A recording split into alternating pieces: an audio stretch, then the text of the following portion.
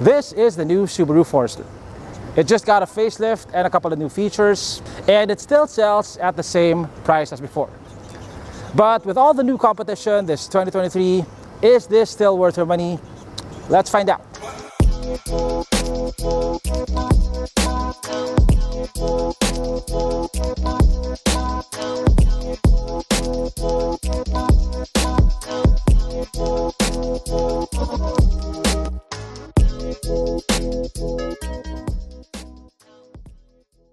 So currently, Subaru Philippines only has one variant for the Forester, and it's this one. This now comes with Eyesight 4, which I think is one of the best ADAS systems in the market. It's now capable of level 2 autonomous driving. We're going to talk more about that later. Now, Subaru's updates tend to be quite subtle, and this is a bit less subtle than what you would usually expect from Subaru. So at the front, it looks dramatically different thanks to these claw-shaped LED headlamps. The bumper has also been changed and the grille, but the changes are more subtle.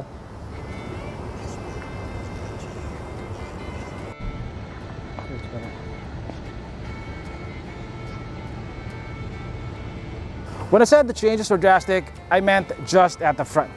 Here at the side, it looks almost the same, except that you get different wheels. They're still 18 inches, but they're a different design.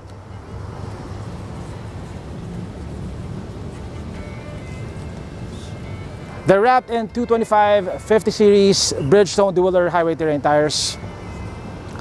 You get disc brakes on all four corners. As for the suspension, you get McPherson's at the front and double wishbones at the back.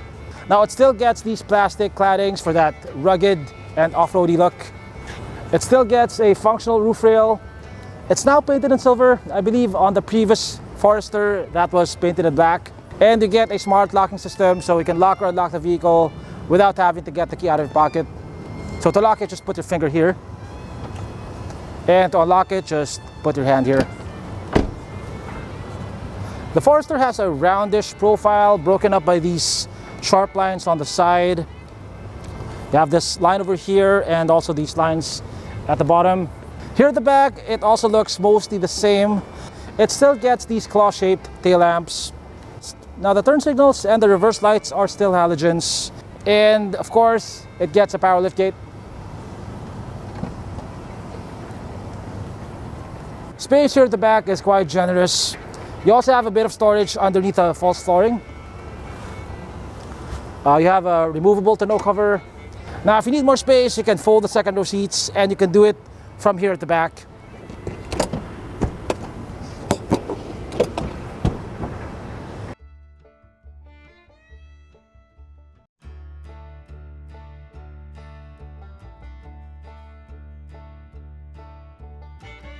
Now unfortunately, we don't get any updates under the hood. This is still the same 2-liter naturally aspirated boxer engine as the pre-facelift models. It puts out 156 horsepower and 196 Newton meters of torque, and it's coupled to the same CVT transmission. Now I've seen some people describe this interior as cluttered, and I can definitely see where they're coming from. You get plenty of knobs and buttons and screens. Now if you're the kind of person who likes that, you might appreciate this interior. It's not the most sleek or most modern looking, but everything is easily accessible. You don't have to go through the menus to access certain features. Like you have a dedicated button over here for turning off your pre-collision system and also for your lane departure warning. You get physical knobs and buttons for your dual zone climate control. You also get a volume knob, a tuning knob for your infotainment screen. Speaking of the screen, you get 3 screens over here. You have this one at the top, which shows your climate control settings, your eyesight settings, your all-wheel drive settings. And you have this 8-inch infotainment screen. It gets Apple CarPlay, you get Android Auto, and you also get a 360 camera, which is definitely helpful when you have to park the car. You also get plenty of buttons on the steering wheel, half of which are for the vehicle's eyesight settings. The speedometer and tachometer dials are both analog, but you get a multifunction screen at the center, which shows you relevant info about your eyesight settings, among others. Now in terms of materials, it's just as premium as before. Almost everything that you can touch is covered in soft touch material. Like this is soft touch over here. This is also soft touch. The sidings are leather wrapped. This over here is also soft touch.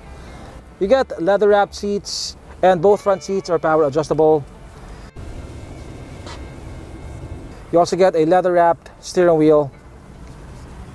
Now in terms of storage, you have a pretty sizable glove box.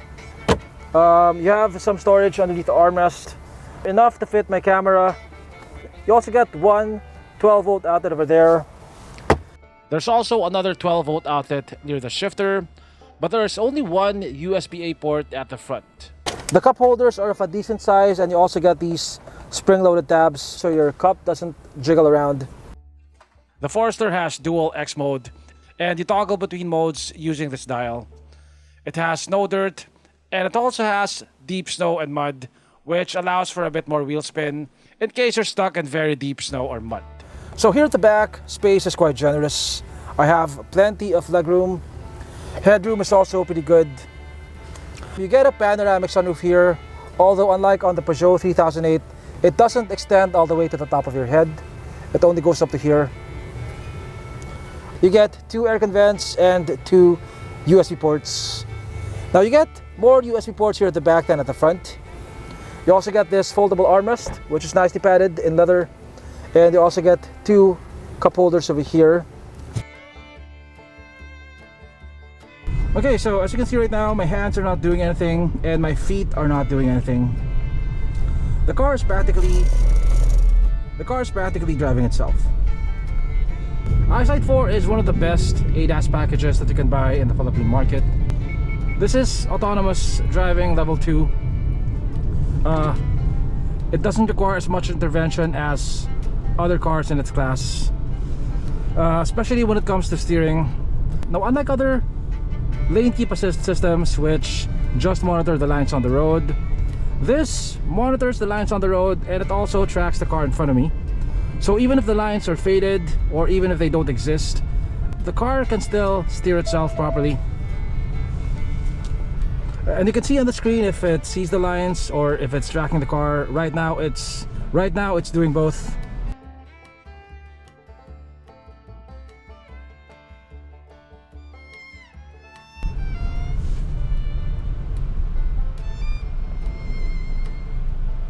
There we go, and we came to a complete stop without me stepping on the brakes. Now this is definitely a useful feature in stop and go traffic, as it helps reduce driver fatigue by a lot, since you don't have to move your feet constantly.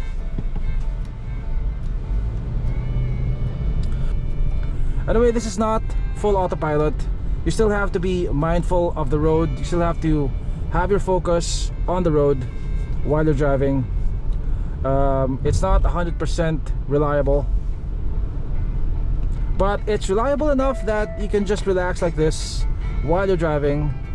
Just make sure that your attention is always on the road so you can intervene if necessary. Okay, so here's a little time lapse. As you can see, the automated steering works even on this stretch of road where there are no lines. It's basically following the car ahead, mimicking its steering inputs and its speed. Also, unlike other systems which only work on the highway, this works at any speed. As you can see, the input from the driver is very minimal, but it's not completely zero. You will have to take control in merging traffic or when you're on intersections. It also cannot read traffic lights, so you will have to stop the car on your own. On straight roads though, with no intersections and no traffic lights like EDSA, driver input is really very minimal. Now, I've been using driver assist features like adaptive cruise control in the city for a while now, so it's something that I'm comfortable with and something that I think is helpful to me.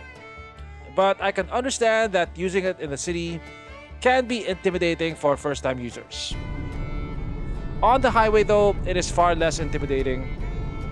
People use regular cruise control on the highway anyway, and this is way better than regular cruise control, and on very long drives, you will very likely appreciate it. The new Forester has the same drivetrain as the old one, which it also shares with the Subaru XV. Now, Subarus have excellent all-wheel drive systems, and I've had the pleasure of testing the XV, the previous Forester, and the Evoltis on very low traction body surfaces. Surfaces that even trucks have problems with. Subaru's symmetrical all-wheel drive system has torque vectoring, which directs power away from the wheels that don't have traction and direct them towards the wheels with traction. So it's very difficult to get them stuck, even on thick mud like this.